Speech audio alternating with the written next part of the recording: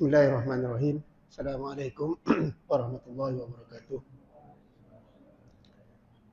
Alhamdulillahirabbil alamin wassalatu wassalamu ala asyrafil anbiya'i wal mursalin wa ala alihi wa ashabihi ajma'in.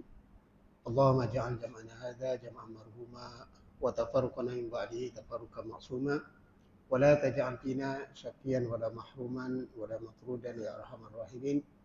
Subhanaka la ilma lana illa ma 'allamtana innaka antal alimul hakim. Subhanaka la ilma lana illa ma 'allamtana innaka antal alimul hakim. Subhanaka la ilma lana illa ma 'allamtana innaka antal alimul hakim.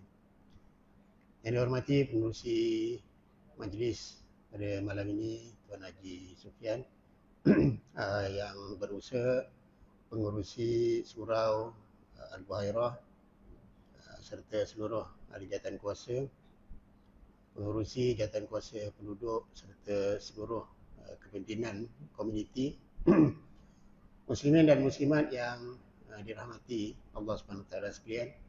Pertamanya sekali lagi kita panjatkan kesyukuran yang tidak terhingga kehadrat Allah Subhanahu Wa Taala yang memanjangkan usia kita dan memberikan kepada kita kelapangan dan juga peluang untuk sama-sama kita berkumpul pada malam yang berbahagia ini.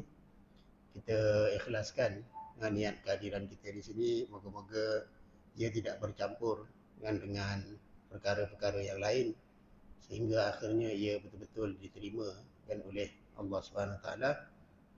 Selalu ulama mengingatkan kita bahawa amal yang diterima kan oleh Allah Subhanahu Taala adalah ma asbabahu wa ma akhlasahu, iaitu amal yang paling tepat dan bertepatan dengan syariat dan juga amal yang dilakukan ikhlas kerana Allah Subhanahu Taala dan tidak ada matlamat yang lain.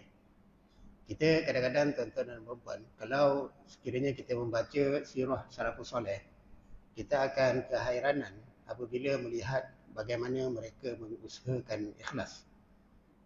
Kadang-kadang kita mengambil semua perkara ini secara orang kata santai, dengan arti kalau pergi ke masjid tu ikhlaslah. Kalau pergi berjemaah tu maknanya ikhlaslah. Kalau pergi ke sana ke sini kerana kan menurut perintah Allah SWT untuk melakukan apa juga ibadat tu, kita anggap itulah ikhlas.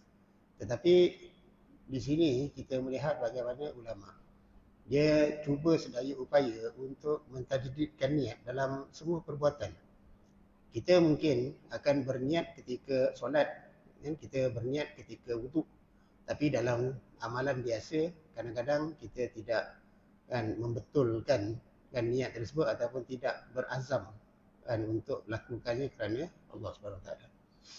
Seorang ulama pernah diceritakan satu hari dia berjalan kemudian bertemu dengan sekumpulan manusia yang nak menuju kepada suatu tempat. Lalu dia bertanya kepada mereka ila ain, maknanya ke mana kamu semua nak pergi. Lalu mereka pun kata kami nak menziarahi satu kematian. Lalu di situ ulama tu pun berkata dia nak ikutlah, dia nak ikut serta. Tetapi dia tidak terus berjalan sekali. Sebaliknya dia kata ifu makanakum, duduk dulu di tempat kamu, maknanya jangan bergerak lagi. Lalu dia pun berniat. Maknanya nak menziarahi orang meninggal pun dia berhenti sejenak, tafakur dan berniat. Itu usaha ulama dulu dalam mengusahakan ikhlas kepada Allah SWT. Jadi di situ kadang-kadang kita pun kena tiru amalan yang seumpama itu. Sebab kadang-kadang amalan-amalan kita ni kadang-kadang bercampur-campur. Jadi kita usahakan sebaik mungkin untuk melakukan sesuatu yang betul-betul tidak ada tujuan lain selain dari Allah SWT.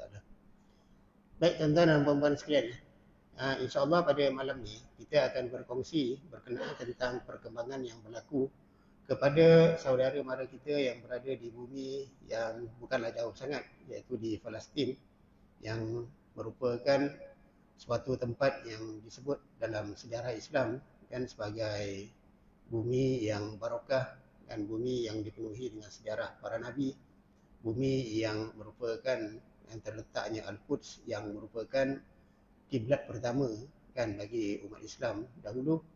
Dan kemudian dia juga adalah merupakan bumi berkumpulnya para nabi kan dalam peristiwa Isra dan Mi'raj, dan bumi di mana Rasulullah SAW diangkat ke Mi'raj kan, itu berlaku dari bumi Palestin ataupun daripada Baitul Maqdis.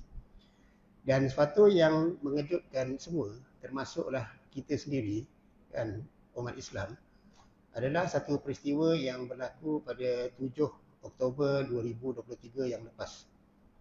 Dalam beberapa minggu yang lepas, di mana satu serangan dilancarkan oleh Brigade Ketenteraan Hamas, iaitu Brigade Al-Qassam, kan, kemudian menyerang kan Israel dan juga sempadan Israel dengan satu serangan yang cukup besar, yang akhirnya mengakibatkan tindak balas kan daripada Barat, daripada Israel sendiri dan juga daripada beberapa negara Barat, yang kemudian kita menyaksikan pengepungan yang amat dahsyat dan kemudian pembunuhan juga di pihak Palestin juga yang amat dahsyat. Dan yang terbaru yang paling besar itu adalah letupan hospital yang mengakibatkan kematian lebih 600 orang dan ramai lagi yang cedera, sebenarnya juga mungkin menunggu masa dan meninggal dunia.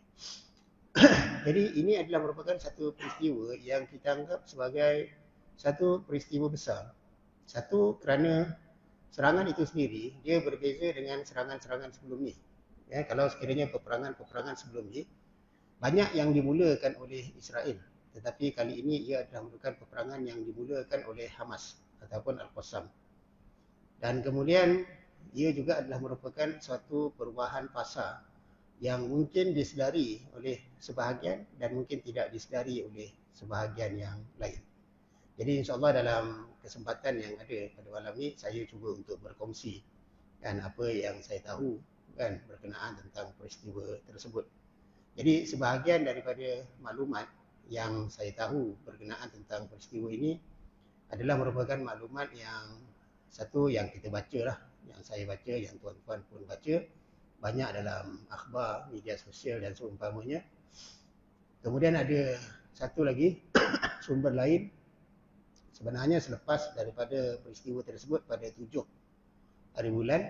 Jadi bila peristiwa itu berlaku pada 7 hari bulan, seminggu kan selepas tu saya dan beberapa rakan terus pergi ke Qatar. Ya, sekarang pun baru balik daripada Qatar untuk bertemu dengan Khalid Mash'al ya, pada masa itu. Jadi alhamdulillah kita dapat bertemu dengan Khalid Mash'al. Khalid Mash'al ni adalah di antara pimpinan tertinggi Hamas.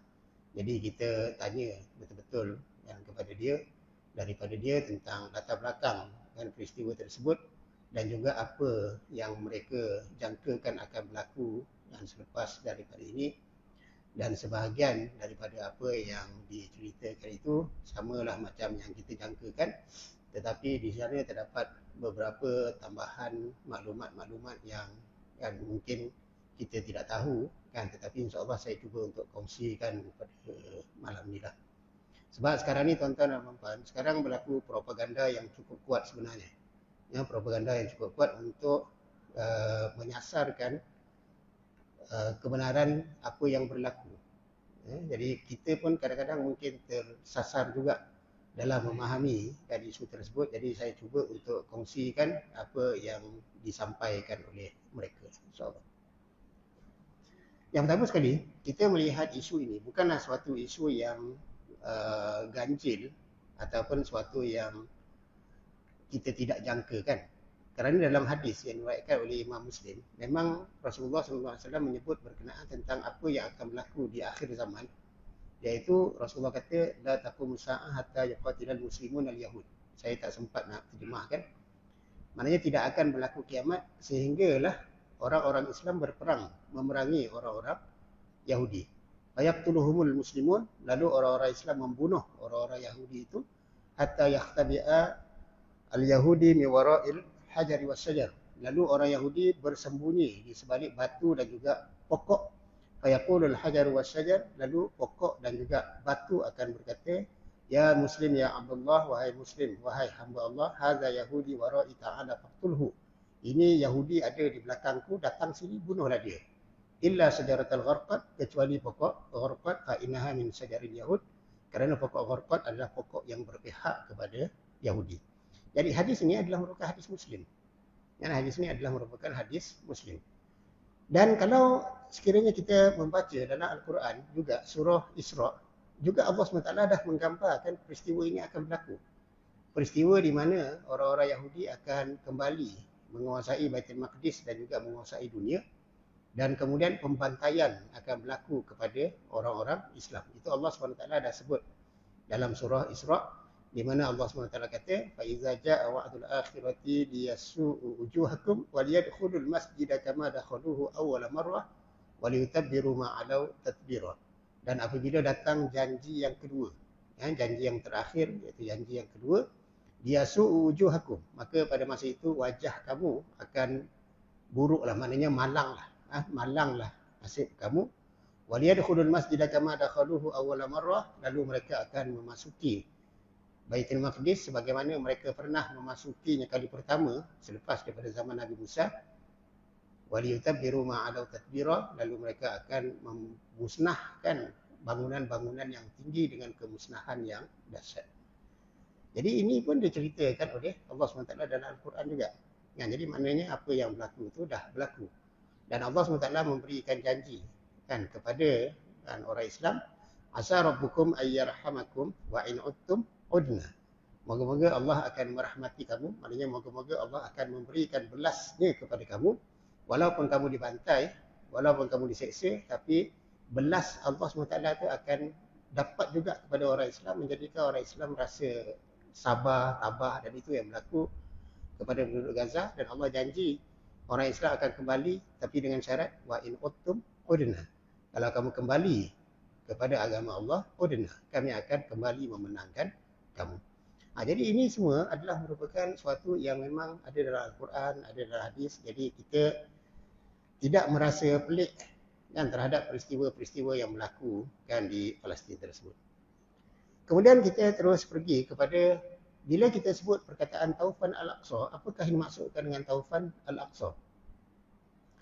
Jadi Taufan Al-Aqsa ataupun Tufan Al-Aqsa adalah merupakan suatu nama peperangan yang diberikan oleh Al-Qassam sendiri. Al-Qassam ni adalah sayap ketenteraan kepada Hamas. Hamas adalah merupakan sebuah gerakan untuk menentang penjajahan Yahudi dan melakukan pembebasan Palestin daripada Yahudi sejak daripada tahun 80-an lagi. Itu Hamas, Harakah Muqawamah Islamiyah.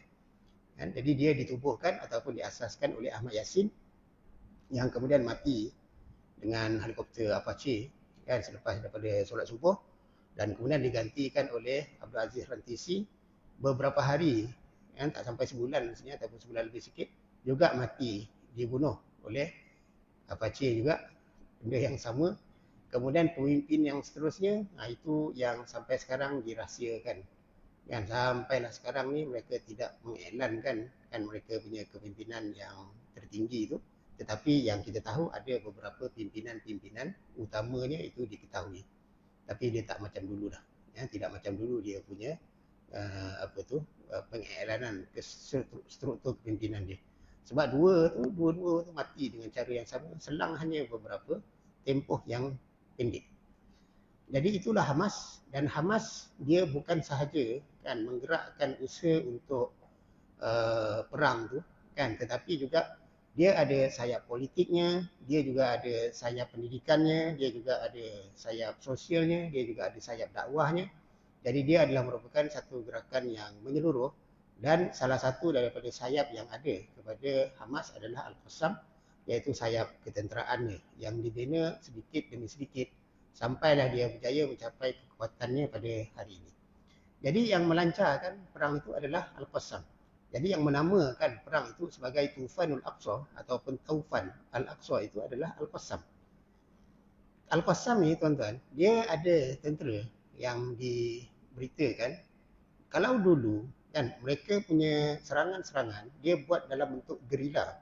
Maknanya dia serang dengan cara sukarelawan yang dipilih ataupun yang dilatih dengan latihan yang ala kadar. Tetapi mereka meningkat keupayaan ketenteraan dia sampai ke peringkat mereka sudah ada tentera. Maknanya tentera yang memang tentera. Maknanya bukan sukarelawan dah. Kan bukan sukarelawan ataupun bukan orang yang mungkin kerja siang hari kemudian bila perang masuk perang. Tak. Dia dah memang ada tentera dan bilangan itu dah terlalu ramai sebenarnya. Dah terlalu ramai. Kan kalau ikut kan yang dikongsikan bilangan mereka itu dah sampai 40,000 orang tentera. Jadi bukan satu ketumbukan yang kecil. Dan dalam Taufan Al-Aqsa ini, tentera yang digerakkan bukan keseluruhan tentera itu. Yang digerakkan cuma 1,000 orang saja. Jadi mereka cuma menggunakan 1,000 orang tentera untuk melancarkan serangan yang kita tengok dekat situ ada serangan udara, roket, 5,000 roket dilancarkan dalam masa 20 minit. Kemudian serangan darat di mana mereka berjaya memecahkan tembok Gaza dan masuk ke darat. Kemudian begitu juga mereka masuk melalui udara. Daripada 1,000 itu ada 80 tentera yang naik dengan menggunakan gliding tu. Kan? Satu gliding tu dua jadi 40, ada 80 terus masuk jalan darat. Dan kemudian ada yang juga masuk melalui jalan laut. Kan? Jadi daripada serangan yang dilakukan itu, Israel dia jadi terkejut. Terkejut dan tidak bersedia. Kalau sekiranya kita melihat berapa lama sebenarnya persiapan dia buat untuk peperangan tersebut ataupun untuk melancarkan dalam tempoh beberapa jam tu. Kan mereka buat persiapan lebih daripada 2 tahun. Maknanya mereka menanti hari itu selama sebenarnya lebih daripada 2 tahun. Dan mereka juga melihat kan dalaman Israel dan memilih waktu yang paling sesuai untuk melakukan serangan. Jadi kalau sekiranya kita melihat dari segi waktu serangan itu dilakukan, memang Israel pada masa serangan itu berada dalam keadaan yang cukup lemah. Kerana Israel sekarang dia mempunyai masalah di antara pimpinan tentera dan juga pimpinan politik. Mereka tidak sependapat dalam banyak perkara. Mereka tidak sependapat dalam banyak perkara. Dan Netanyahu adalah merupakan seorang pemimpin yang amat ekstrim. Dia datang daripada satu kumpulan yang ekstrim. Jadi dia dikelilingi oleh manusia-manusia yang ekstrim. Dan manusia-manusia yang ekstrim ni, dia memang tak ada langsung kan dalam polisi dan juga dasar ni belas kasihan dan seumpamanya. Dia tak ada diplomasi apa semua ni, dia tak ada. Dan mereka menekan Netanyahu untuk menyerang habis-habisan orang-orang Gaza ni terutamanya, dan juga sebelum tu pun di Tebing Barat, kemudian begitu juga di wilayah-wilayah Al-Quds sempadan 1948. Jadi semua itu disebabkan kerana kelemahan yang ada pada Netanyahu dan ekstrimnya dia. Dan Netanyahu ni sebenarnya adalah seorang Perdana Menteri yang mempunyai banyak rekod jenayah. Jadi oleh kerana dia ada banyak rekod jenayah, jadi dia terpaksa mengikut semua yang ditekan kepadanya oleh pimpinan-pimpinan politik yang lain, walaupun bercanggah dengan pandangan-pandangan komander-komander perang. Jadi memang berlaku percanggahan yang cukup luar biasa. Kan di antaranya berkait dengan masalah bajet untuk tentera, kan dia tak banyak. Yang banyak bajet publicity. Bajet publicity ini semua cerita-cerita berkenaan tentang kelemahan Israel yang dikaji oleh Hamas. Dan kemudian mereka juga mengkaji sistem amaran yang ada dalam sistem ketenteraan Israel. Jadi mereka tahu macam mana cara nak mematikan alam kan, ataupun sistem penggera tu. Jadi sebab tu bila dilakukan serangan kan, sistem penggera tu tak hidup. Sistem penggera tu tidak hidup. Dan kemudian mereka juga berjaya merosakkan sistem kawalan. Jadi sistem kawalan yang dirosak tu menyebabkan pelancar-pelancar roket daripada Israel pun dah tak boleh nak berfungsi sepenuhnya. Jadi ini semua sebenarnya adalah merupakan persiapan yang panjang. Di samping latihan ketenteraan itu sendirilah. Dan di samping juga peluru tu. Kan roket-roket dan seumpamanya. Kan sebab kami tanya diorang berapa banyak roket ada. Dia kata tak ada masalah. Perang berapa bulan pun dia orang cukup. Kan padahal dah habis banyak dah. Dalam masa 20 minit tu je dah 5,000. kan, tapi dia orang tak risau. Bab peluru dia orang tak risau. Jadi maknanya satu persiapan yang dia orang buat dah lama. Kemudian satu yang unik juga tentang serangan tersebut adalah pemilihan tarikh dan juga hari. Tarikh yang diambil adalah 7 Oktober. Dia sebenarnya dia mengambil sempena 6 Oktober. Apa yang ada pada tahun apa yang ada pada tarikh 6 Oktober ni? Sebenarnya ada satu peristiwa besar yang memalukan Israel pernah berlaku pada 6 Oktober 1973, iaitu 20 tahun yang lepas. Dalam peperangan di antara Mesir dan juga dan beberapa negara Arab lain, tapi yang paling besar itu adalah Mesir lah, lawan Israel dalam merampas Semenanjung Sinai. Jadi Mesir berjaya merampas kembali Semenanjung Sinai pada 6 Oktober 1973. Kalau kita pergi Mesir pun ada satu jambatan, dan jambatan nama dia Jambatan 6 Oktober. Dia merujuk kepada peristiwa tu. Dia ada satu jambatan yang menyeberangi sungai Nil dinamakan kan jambatan ataupun Kubri Sita Oktober. Kan itu. Kemudian dia pun ada satu muzium panorama khusus untuk peristiwa 6 Oktober sebab 6 Oktober ni peristiwa yang besar bagi orang Mesir. Kan jadi dipanggil Panorama Sita Oktober. Nah, dan kemudian ada juga satu kawasan baru yang dibangunkan di kawasan luar daripada Kairah juga dipanggil sebagai 6 Oktober. Nah, jadi 6 Oktober ni satu benda yang besar. Tapi peristiwa itu berlaku 7 Oktober kan, yang baru ni. Dia sebenarnya dari segi tarikh, kalau sekiranya kita tengok, dia sebenarnya serangan tu dimula malam, tengah malam. Jadi 6 Oktober. Dan tarikh itu pun sebenarnya dari segi kalender Israel sama. Kan, kalender Israel itu memang sama. Dan kemudian kita tengok juga tarikh itu dia bertepatan dengan hari Sabtu. Dan hari Sabtu kita tahu adalah merupakan hari suci orang-orang Yahudi. Jadi sebab itu orang Yahudi memang tidak bersedia langsung sebenarnya. Sebab itu kalau tuan-tuan pun saya yakin pernah melihat video-video yang dikongsikan di media sosial. Jadi kita melihat bagaimana tentera-tentera Israel ditangkap begitu sahaja. Jadi daripada serangan yang mengejut itu, akhirnya bilangan tentera yang mati dalam tempoh hanya beberapa jam tu adalah lebih daripada 1,100 orang. Yang diisytiharkan oleh Israel 700 lebih. Dan tetapi yang diisytiharkan oleh Al-Qassam ada 1,100 lebih. Dan kemudian ditawan pula 250 lebih. Kerana tawanan tentera itu 250 lebih. Tawanan 250 dan kematian 1,100 ni sebenarnya satu angka yang besar.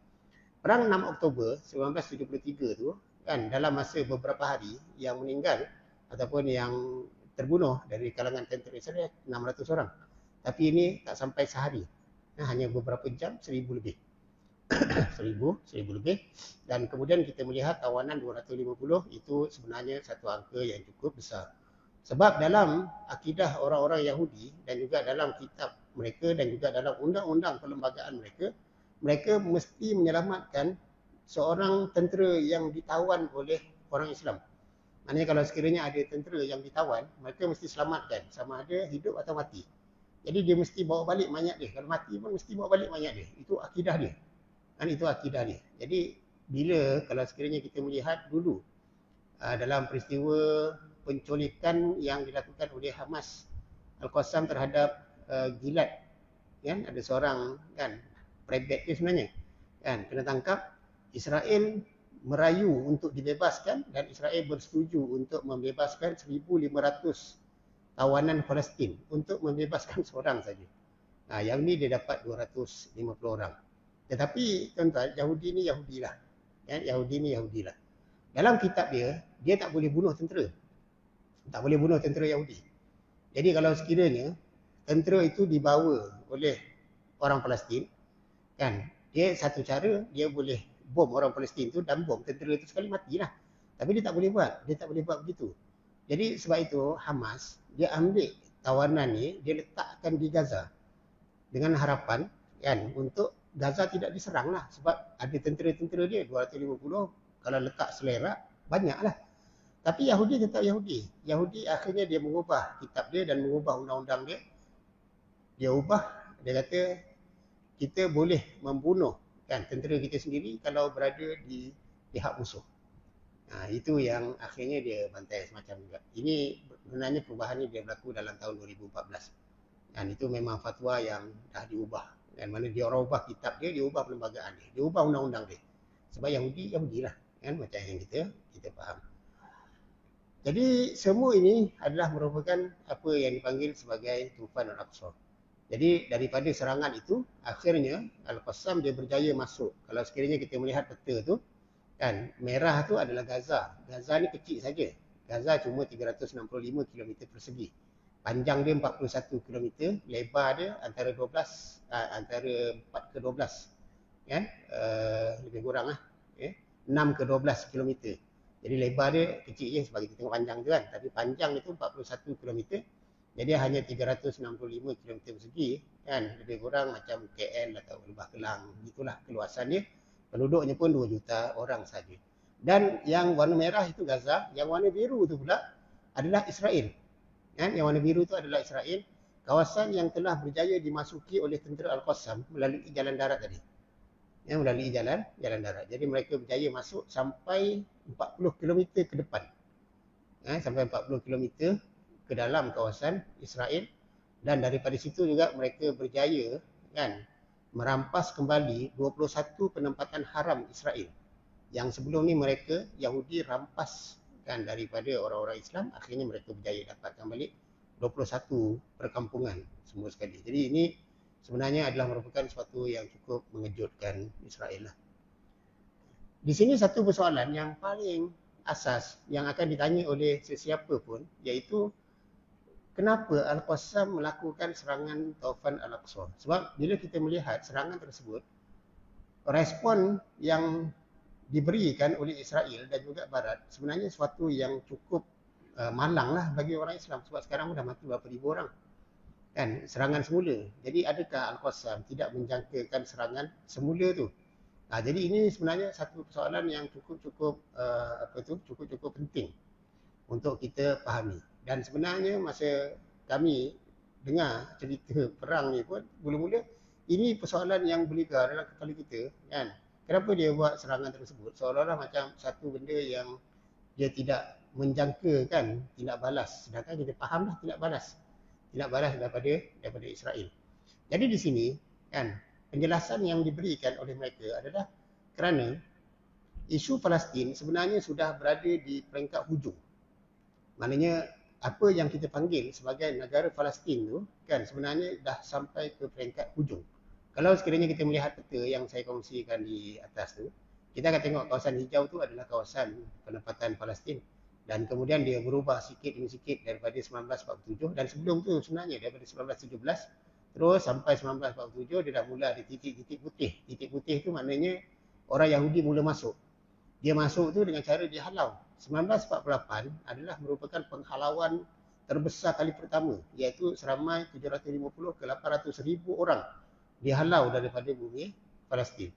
Jadi dihalau, jadi akhirnya mereka menempatkan diri di kawasan-kawasan yang asalnya adalah kawasan Palestin. Jadi orang Palestin semua kan lari. Kemudian daripada situ bila masuk pula dalam perang 1967, 1956, 1967 kan, jadi kawasan yang berwarna hijau tu makin lama makin kecil kan, dan kemudian kawasan yang putih itu yang makin besar. Dan akhirnya kalau sekiranya kita melihat peta dunia, dulu ada nama Palestin. Selepas tu tak ada nama Palestin. Kalau sekiranya tuan-tuan buka globe pun tak ada nama Palestin. Kecuali globe yang kita buat sendirilah. Tapi yang dunia keluarkan dah tak ada nama Palestin. Jadi sampai tahun dalam lebih kurang selepas daripada tahun 80-an, itulah peta dia. Kan, peta yang ujung yang titik hijau tu sikit je. Dan sebenarnya di situ terdapat satu lagi kan rancangan selepas daripada itu yang dipanggil sebagai two-state solution. Two-state solution adalah merupakan satu rancangan yang diguna pakai oleh banyak negara dekat dunia ni, termasuklah negara kita pun menerima rancangan two-state solution ni. Two-state solution maksud dia adalah rancangan yang nampak pada zahir matanya seolah-olah baik, iaitu dia bagi satu kawasan untuk orang Palestin, iaitu Gaza dan juga tebing barat. Kemudian baki itu adalah Israel. Jadi ada di sana apa yang dipanggil sebagai Palestin, ada yang di sana apa yang dipanggil sebagai Israel. Jadi yang Palestin itu yang duduk di bawah apa yang kita panggil sebagai PA, Palestinian Authority, dan Israel lah. Jadi dia pun mulalah buat pilihan raya tempatan kan, sebagaimana yang kita tengok berlaku pilihan raya dulu, sampailah pilihan raya terakhir adalah pada tahun 2006. Tahun 2006 apabila dibuat pilihan raya, Hamas menang dan naik Ismail Haniyah sebagai Perdana Menteri. akhirnya Barat terperangkap dengan kehendak rakyat Gaza. Jadi mereka mengepung Gaza dan daripada situ akhirnya dah tak ada dah pilihan raya. Dah tak ada pilihan raya. Tapi two state solution ni sebenarnya tipu saja. Kenapa kita katakan tipu? Sebab selepas daripada two state solution ni, dia ada satu lagi rancangan lain yang dipanggil sebagai Deal of Century. Deal of Century pula adalah merupakan satu pula projek baru yang dilakukan oleh Israel dan dipersetujui oleh PBB. Apa dia? Iaitu satu projek di mana mereka nak mengambil 61% daripada tanah di tebing barat. Jadi bila kita sebut Palestin ni, dia dua je. Siapa tu? Iaitu Gaza, satu lagi tebing barat. Jadi 61% tanah di tebing barat dia orang nak ambil. Jadi kalau sekiranya mereka nak ambil, maka lagi kecil lah penempatan orang Palestin. Dan kemudian Gaza pula apa yang dia orang nak buat? Gaza, mereka nak pindahkan semua penduduk Gaza ke Sinai. Mereka nak pindahkan semua penduduk Gaza ke Sinai. Dan sebenarnya mereka dah berunding pun. Mereka telah berunding dengan Mesir dan Mesir pun bersetuju. Mesir bersetuju untuk membangunkan Sinai bagi penempatan orang-orang Gaza. Jadi di situ memang perlu dana yang banyak untuk membangunkan tanah padang pasir yang besar tu. Sebenarnya Sinai ni padang pasir.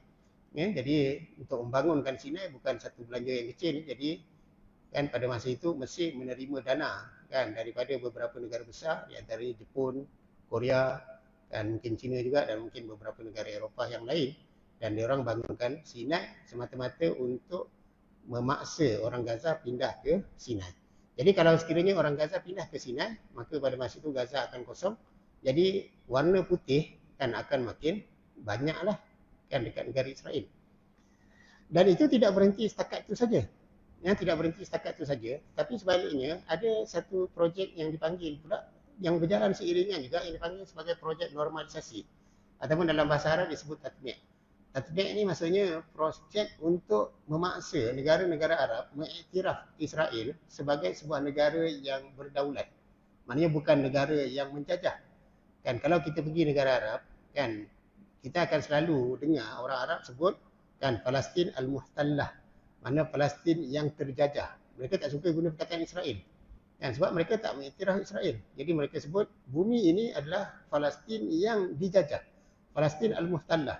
Jadi mereka tak akan guna nama Israel. Sebab kalau kita guna nama Israel, maknanya kita mengiktiraf itu sebagai satu negara yang berdaulat.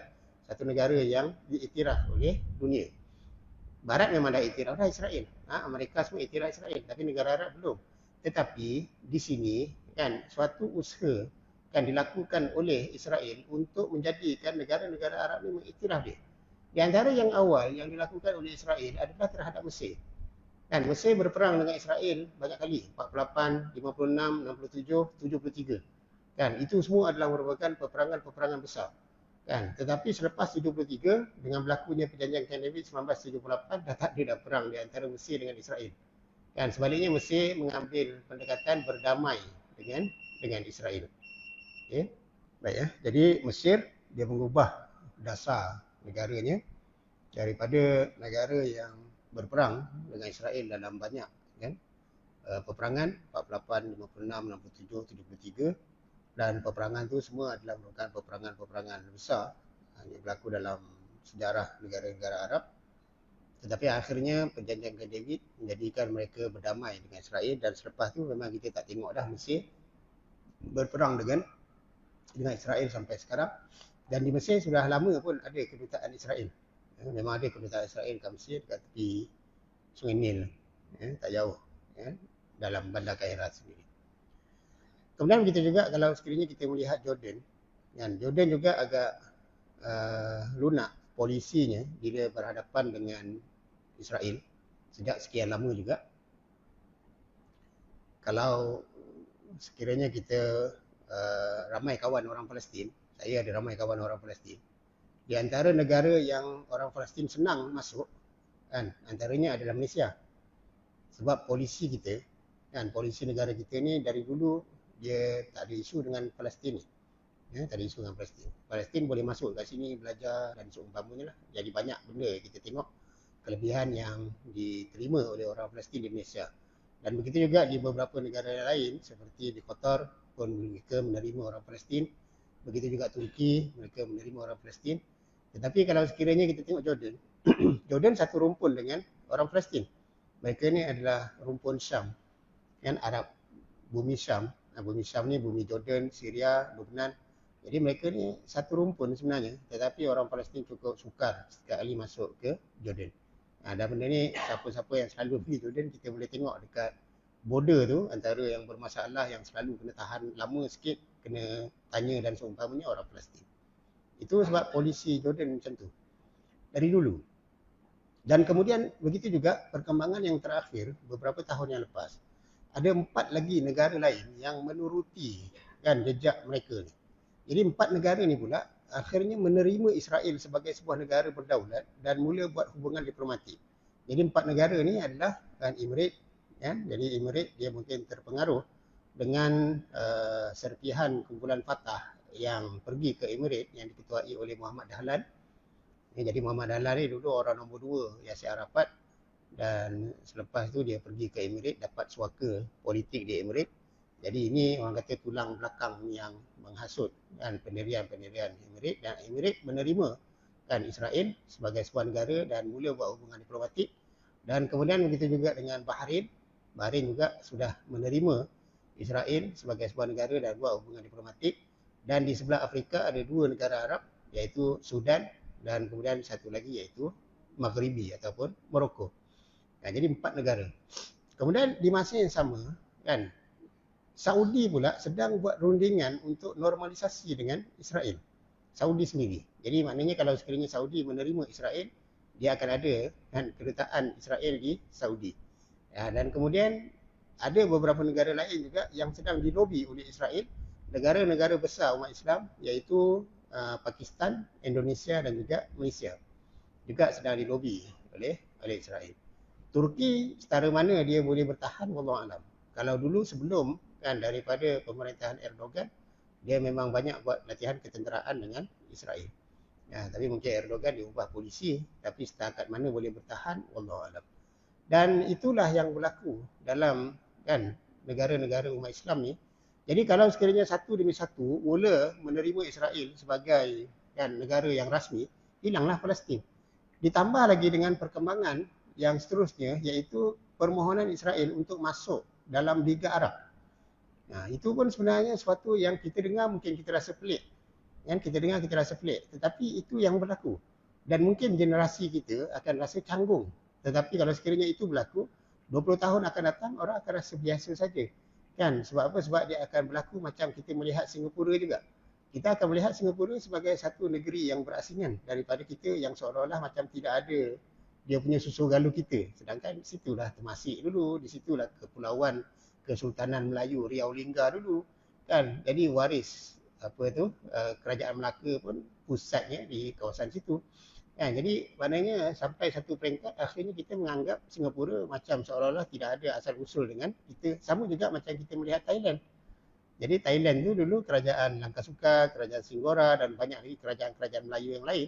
Akhirnya kita melihat Thailand adalah merupakan sebuah negara untuk kaum Siam yang tak ada, seolah-olah macam tak ada sejarah dengan kita. Dan itulah normalisasi sebenarnya.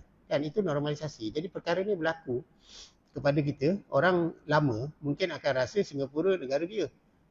Tapi generasi ada anak kita ni yang umur 10 tahun, 12 tahun dia tak faham. Itulah kesan normalisasi. Dia kesan dia bukan sekarang, kesan dia akan datang.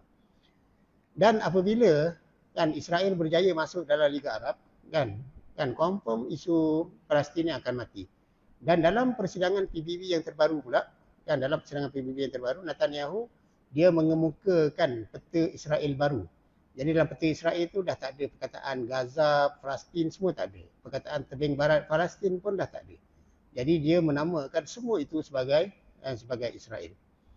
Jadi ini adalah merupakan sesuatu yang sebenarnya memang ada dalam pemikiran diorang. Kalau sekiranya tuan-tuan tengok peta lama yang di sebelah tu, itu sebenarnya adalah merupakan satu wilayah yang dipanggil sebagai Israel Kubra ataupun the Greater Israel, yang memang merupakan cita-cita Yahudi sejak daripada 1897. Maknanya dia dah melakarkan kawasan dia 1897 tu begitu.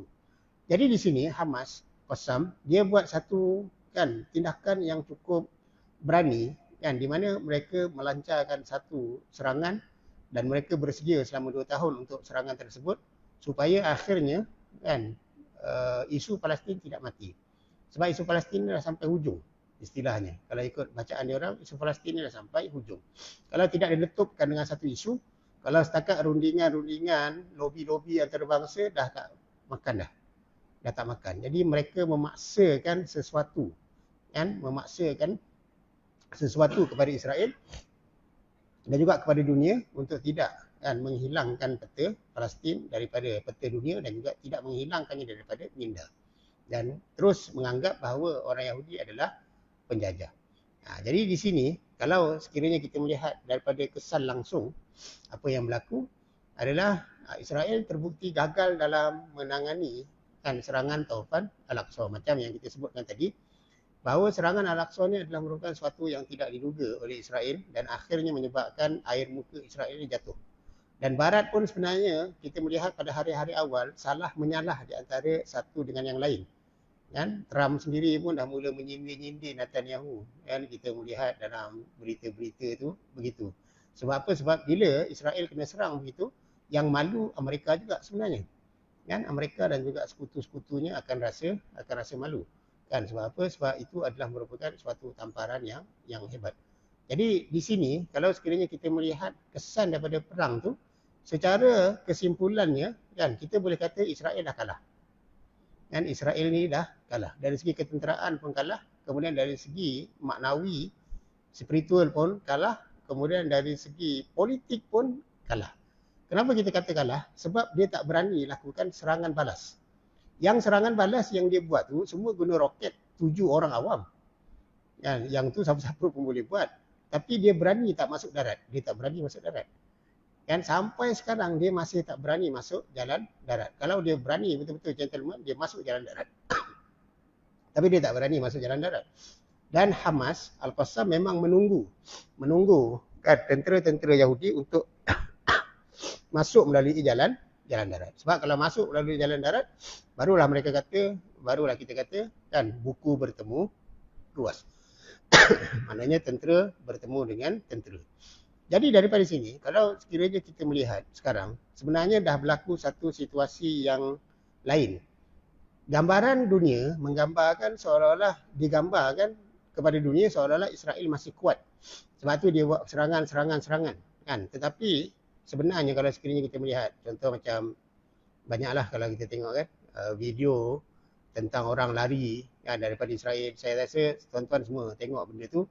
Kemudian gambar-gambar tentera yang ditangkap kan dalam keadaan tak bersedia kan. Kemudian kita tengok macam mana tentera menangis. Semua tu ada dalam video. Jadi maknanya Yahudi memang tak boleh nak tipu dah dunia sebab media ni dah hujung jari sekarang ni.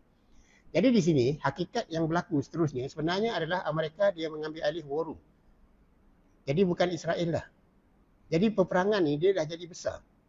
Dia dah jadi besar. Jadi maknanya bukan berhadapan dengan Israel tapi berhadapan dengan Amerika. Sebab itu di hari awal lagi Amerika sudah mengisytiharkan bantuan tunai sebanyak $8 bilion dan kemudian penghantaran satu kapal perang kan. Itu semua kita tahu dan sekarang dah hantar yang kedua dah pun. Dan kemudian diikuti oleh kan yang lain, negara-negara yang lain. Jadi saya menggambarkan seolah-olah macam sekarang ni dah macam masuk fasa perang salib. Kan sebab apa? Sebab 8 ke 10 negara barat sudah bergabung. Dan kalau sekiranya kita melihat sekarang ni negara barat dia dah mula seorang-seorang hantar rombongan dan pimpinan tertinggi dia sendiri jumpa Netanyahu dan juga jumpa pimpinan Israel. Jadi mereka pergi ke Israel. Kan Amerika dah pergi, UK dah pergi dan banyak lagi negara lain pun dah pergi. Dan kemudian kita lihat aset-aset ketenteraan juga digunakan dan digerakkan oleh Barat, Amerika dan yang lain-lain. Jadi di sini kita melihat satu kesatuan Barat terhadap isu ni. Kan, tetapi ini mungkin kan kita nak sebut pun tak seronok, tapi kan inilah yang berlaku kepada negara Islam dan juga negara umat Islam bila kita melihat tidak ada suatu. Cuba tuan-tuan cek cuba cek dalam surat khabar, dalam media sosial dan seumpamanya. Siapa pimpinan negara umat Islam yang pergi berjumpa Ismail Haniyah ataupun yang pergi berjumpa Khalid Mas'al? Siapa dia? Telefon adalah. Tapi yang pergi kan sama ada ke Gaza sendiri. Gaza mungkin susah nak masuk tapi dia orang boleh ditemui di Qatar, di Lubnan dan banyak lagi tempat yang lain. Siapa yang pergi? Kan? Itu tuan-tuan boleh tengok balik. Tengok dalam berita, cuba search dan cari. Dan begitu juga kita melihat ada persidangan OIC. Kan, persidangan OIC beberapa hari lepas mengumpulkan pimpinan-pimpinan negara Islam termasuklah negara kita Malaysia pun berucap juga dalam persidangan tu. Tetapi kita tengok dekat situ ada tak wakil Hamas yang dipanggil. Jadi cuba kita tengok serius setara mana sebenarnya kan umat Islam ni nak menyelesaikan masalah. Kan kalau dibandingkan dengan usaha yang dilakukan oleh Barat. Barat dia hantar rombongan berjumpa dengan Netanyahu, berjumpa dengan pimpinan tentera Israel, bagi moral support bagi itu dan kemudian menggerakkan aset-aset perang, menggerakkan kapal perang, bagi dana kan 8 bilion US dollar itu hari pertama. Kan hari kedua, hari ketiga, hari keempat itu kita tak tahu. Kan dan negara lain kita tak tahu juga. Jadi di sini kita melihat kan ketidakseimbangan kan di antara kan pimpinan-pimpinan kan negara-negara umat Islam ni dalam berhadapan dengan isu ini. Kan sedangkan sebenarnya kalaulah sekiranya ada kan serangan-serangan itu kan tetapi tak adalah. Cuma di sini walaupun itu kita melihat ada satu yang positif sebenarnya. Apa yang positif? Yang positifnya adalah apabila contohnya macam yang terbaru Jordan dia menerima demonstrasi yang kuat daripada rakyat dia. Jadi dengan demonstrasi yang kuat tu akhirnya Jordan membatalkan lawatan Joe Biden ke Jordan beberapa hari yang lepas.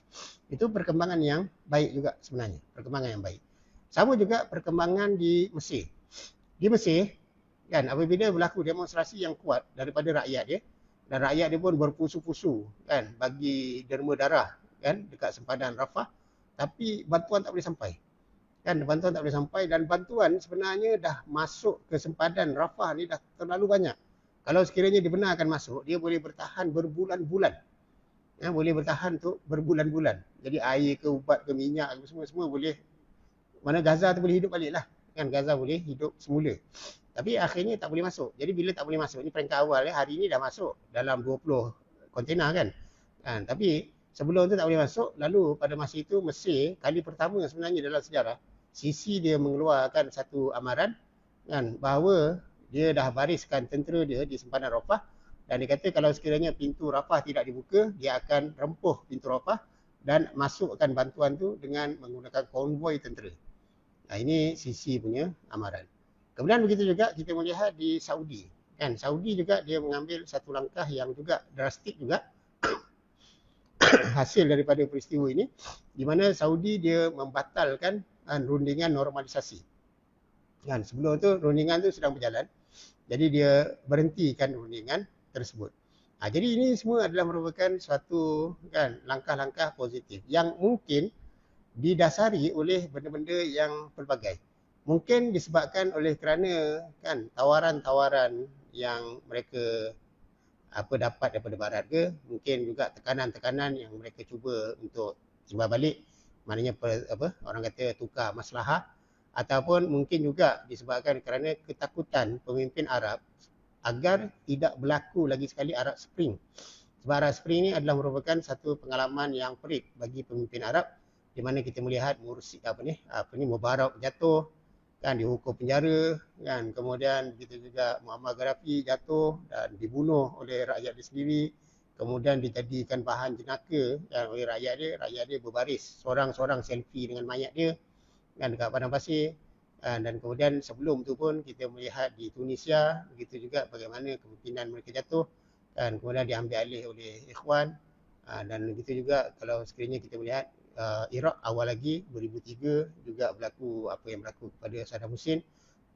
Kemudian Syria kan pun begitu juga. Jadi kita melihat suatu perubahan yang berlaku kuat kepada negara-negara Arab hasil daripada Arab Spring dan itu sebenarnya adalah merupakan satu pengalaman yang perit untuk mereka ulang semula. Jadi sebab tu tekanan daripada rakyat ni sebenarnya adalah merupakan sesuatu yang ada dia punya positif. Cuma nak percaya sepenuhnya susah. Kan? Sebab apa saya kata begitu? Contohnya bila sempadan dibuka dan kan 20 kontena kan Mesir masuk kan, maknanya Mesir berjaya masuk kan 20 kontena tu. Di situ sebenarnya terdapat juga laporan kan yang kita dapat bahawa ada kemungkinan ada spy-spy yang dihantar melalui bantuan-bantuan kemanusiaan 20 lori tu. Kan, kenapa dia hantar tu? Dia hantar tu sebab di kalangan orang Mesir memang ada ejen-ejen Yahudi.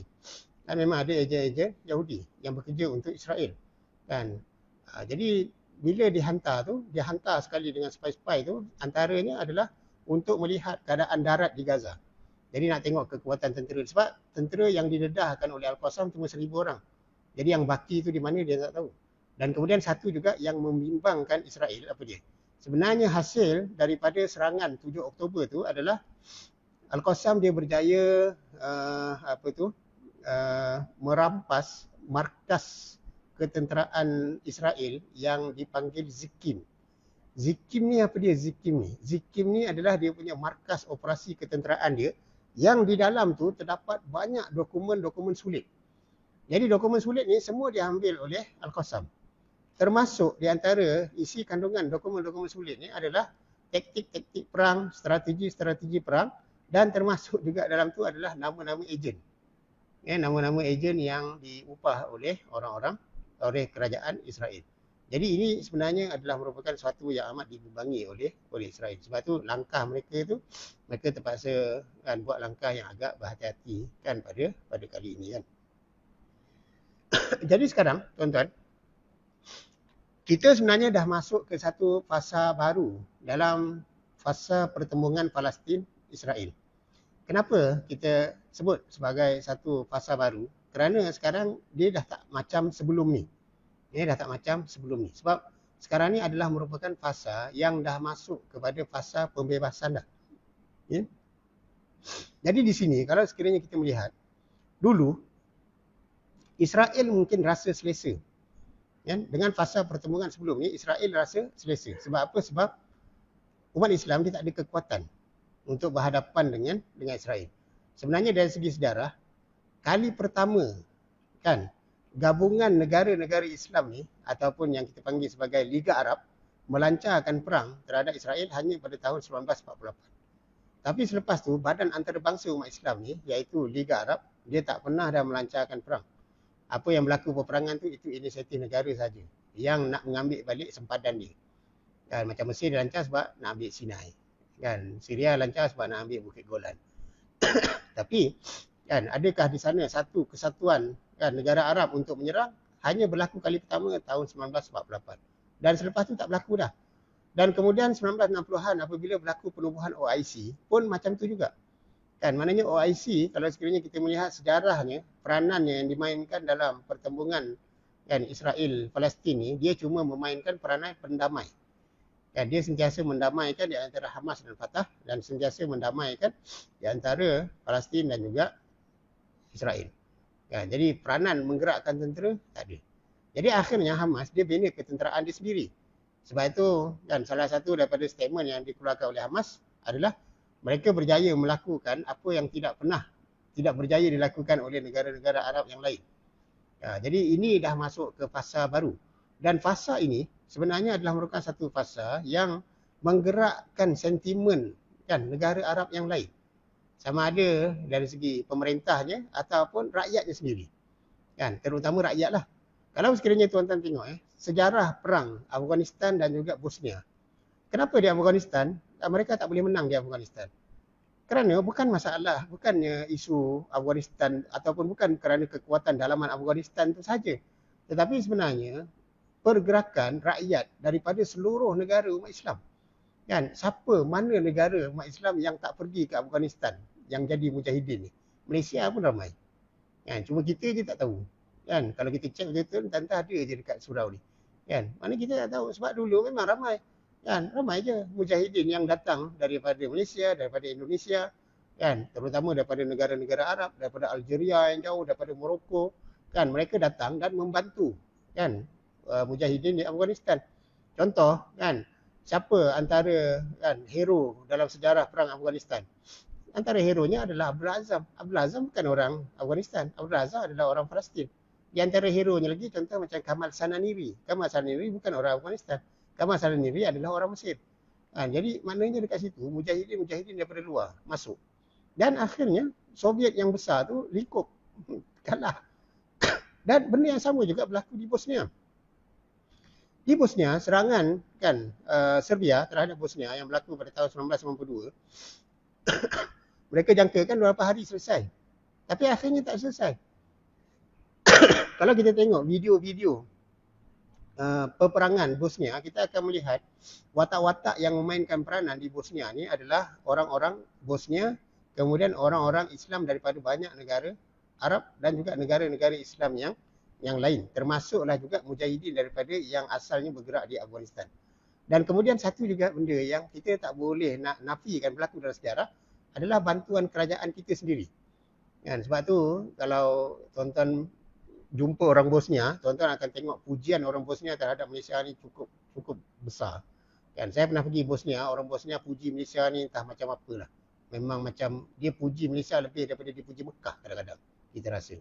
Sebab apa? Saya tanya kenapa kan sayang sangat dengan Malaysia dan macam tu perasaan dia. Dia kata sebab Malaysia lah negara yang bantu dia secara rasmi, mana dari segi kerajaan yang bagi senjata. Yang bagi senjata. Saya dengar tu antara percaya tak percaya.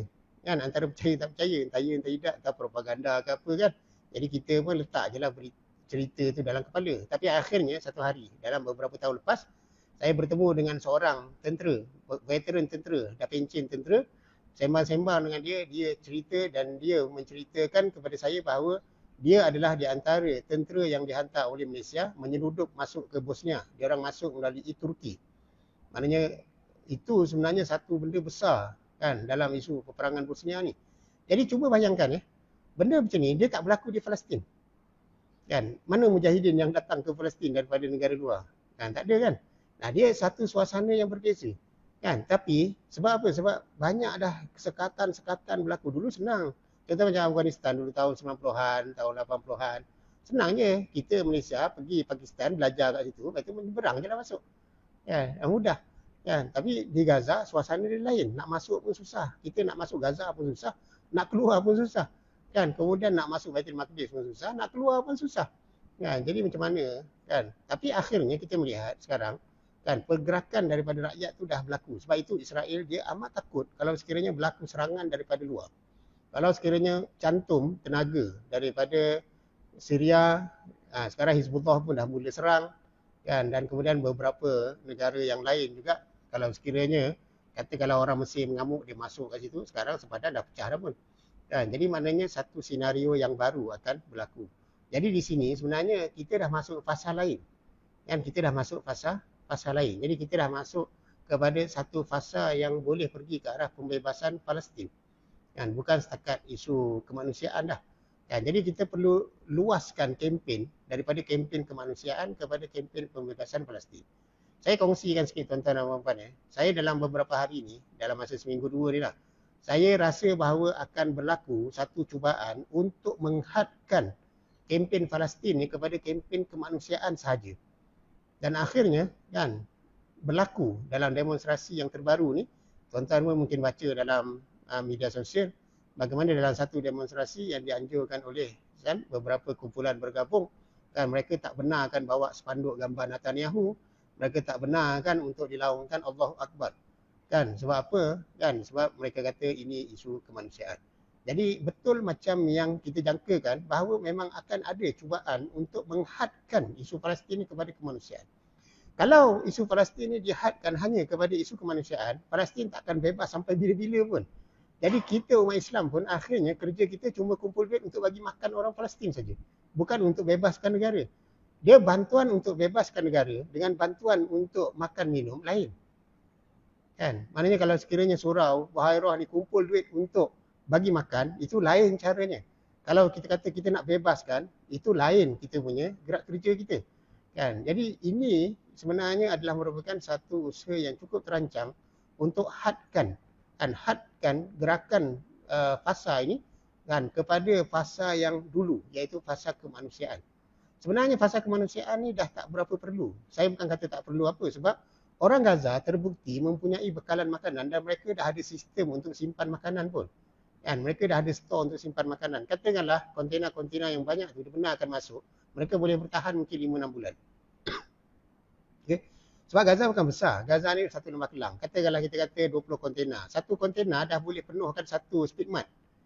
Kan? Kalau kita ada 20 speedmat, kan? Mana cukup dah untuk berapa tempoh. Kan? Dan ini sebenarnya dia dah terlalu banyak dah. Makanan ni dah terlalu banyak. Ubatan apa semua dah terlalu banyak. Minyak apa semua. Dan begitu juga dari segi bantuan kesihatan pun, darah yang dikumpulkan pun dah terlalu banyak juga. Dan doktor-doktor pakar pun menunggu masa je untuk masuk. Jadi itu sebenarnya sesuatu yang memang dah berjalan dan akan berjalan. Tetapi yang lebih daripada itu sebenarnya adalah kan gerak kerja untuk pergi ke arah pembebasan. Sebab itu contoh macam tekanan yang perlu dimainkan kan antara lain adalah menekan negara-negara ni untuk mengubah dasar-dasar luarnya. Sebagai contoh, minta maaf saya sebut, dalam OIC, negara-negara umat Islam ni, pemimpin-pemimpin negara Islam akhirnya berkumpul. Dan secara tidak sedar, kan mereka masih kan mengisytiharkan kan sempadan 1967. Sempadan 1967 adalah merupakan suatu yang kita panggil sebagai two-state solution. Jadi sempadan 97 maknanya kita masih mengiktiraf Israel yang putih banyak tu. Dan Gaza kecil lah dengan tepi barat yang kecil. Jadi adakah itu penyelesaian? Itu bukan penyelesaian. Kalau sekiranya itu yang dilaungkan sebagai penyelesaian, orang Gaza akan mati tiap hari. Kenapa akan mati? Dia akan mati juga. Sebab dia akan dibunuh dengan apa juga cara. Dan akan dibunuh dengan apa juga cara. Jadi kalau sekiranya pemimpin tidak ditekan untuk mengubah dasar, kan, jadi kalau sekiranya kita nak pergi kan ke arah pembebasan, maknanya fasa baru ni adalah merupakan fasa di mana kita bergerak ke arah pembebasan lah.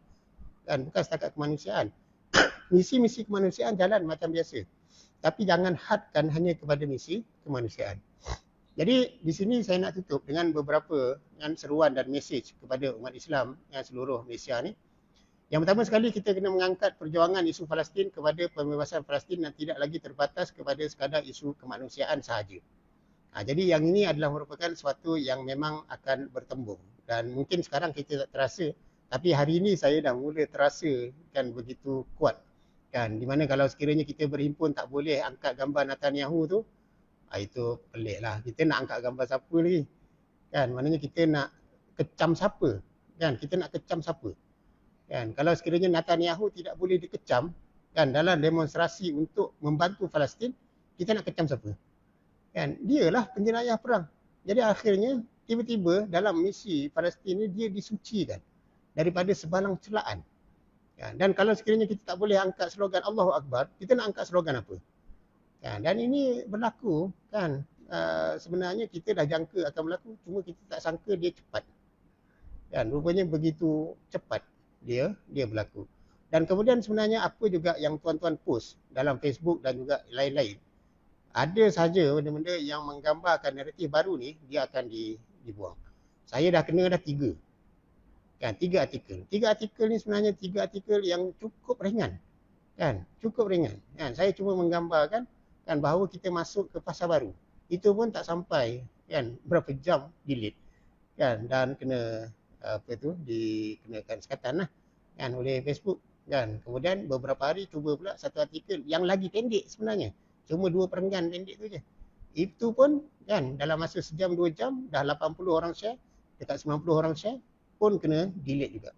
Jadi apa benda yang dibimbangi? Sebenarnya yang dibimbangi adalah suatu bacaan naratif baru. Kan, bila kita angkat saja naratif baru, kan dia akan baca itu sebagai ancaman sebab dia nak terus kekal dalam naratif lama. Maknanya kita bantu Palestin misi kemanusiaan sahaja. Tak lebih daripada itu. Jangan mimpi untuk bebaskan Palestin daripada penjajahan. Sebaliknya paling tinggi yang boleh pergi adalah sempadan 1967. Dan itulah two-state solution sebenarnya. Kan, 1967 maknanya 80 ke 90% kan bumi Palestin adalah Israel. Cuma tinggal 10% ataupun beberapa belas persen saja adalah merupakan bumi Palestin, dan itu pun terkepung. Yang tak boleh nak keluar. Tak boleh nak ziarah saudara mara pun. Kalau sebenarnya kita tengok Rafah tu ada Rafah Mesir, ada Rafah Palestin. Kan? Dia kat sini, mak dia kat situ, dia punya adik ipar dia. Kan? Jadi tak boleh nak pergi sebab tembok 8 meter tinggi ke atas, 8 meter bawah tanah. Dan sama juga macam di tempat lain pun, bandar-bandar lain nak pergi ke Akkar, nak pergi ke Quds apa semua, mana boleh penduduk Gaza. Itu penjara terbesar dunia kan. Kemudian memberikan sokongan penuh kan kepada dalam segala bentuk kepada rakyat Palestin untuk terus kekal teguh tidak berganjak dari Palestin. Ini sebenarnya adalah merupakan faktor penentu apa yang akan berlaku di masa akan datang. Israel dia mengharapkan orang Palestin ditekan lalu keluar daripada Gaza. Sebab tu dia orang dah menyediakan Sinai. Tapi orang Palestin tak mau keluar. Kalau sekiranya orang Palestin keluar, kan, maknanya peperangan kan akan berakhir dengan kemenangan Israel lah. Sebab Israel akan ambil alih semua tanah di Gaza. Tapi kalau sekiranya orang Palestin tidak keluar, kan, maka akan berlaku pertempuran yang besar. Yang kita tak tahu, mungkin merebak jadi perang rantau atau perang Timur Tengah ke, perang Teluk lagi sekali ke, perang dunia ke, dia akan merebak gitu. Sebab sekarang China, Rusia pun dah ada dia punya stand dia. Dan Syiah pun, kerajaan-kerajaan di bawah Iran, Hizbullah, Syria dan seumpamanya pun ada dia punya stand dia. Dan jadi dah mula membentuk dua paksi yang bertentangan, sama ada dari segi ideologinya ataupun dari segi maslahahnya. Jadi ini benda yang akan berlaku. Tapi pada kita, kan, kalau sekiranya kita dapat support, kan, orang-orang Gaza, sama ada dengan apa juga cara, kan, moral support, kemudian begitu juga tekanan-tekanan antarabangsa supaya dibuka sempadan untuk diberikan bantuan. Jadi sebenarnya orang Gaza tidak akan keluar. Jadi selagi dia tak keluar, sebenarnya Israel tak akan berani masuk. Israel tak akan berani masuk kecuali kalau sekiranya dibantu oleh tentera-tentera barat. Tetapi Amerika sendiri pun ada banyak masalah dengan Rusia, Ukraine dan seumpamanya. Jadi itu semua congak-congak yang mereka sedang congak. Sebab satu-satu negara kalau berperang dia boleh muflis. Kan, macam yang berlaku kepada Soviet, kan, berperang dengan Afghanistan muflis. Dan Amerika berapa banyak dia punya dana habis disebabkan kerana perang-perang yang dia gagal tu, perang Afghanistan, perang Vietnam, kan, perang Iraq, kan, dan dia sebenarnya dah sampai satu peringkat dibenci oleh rakyatnya sendiri. Sebab rakyat dia akan bertanya kenapa dia perlu berperang di Israel ataupun kenapa dia perlu berperang di Palestin.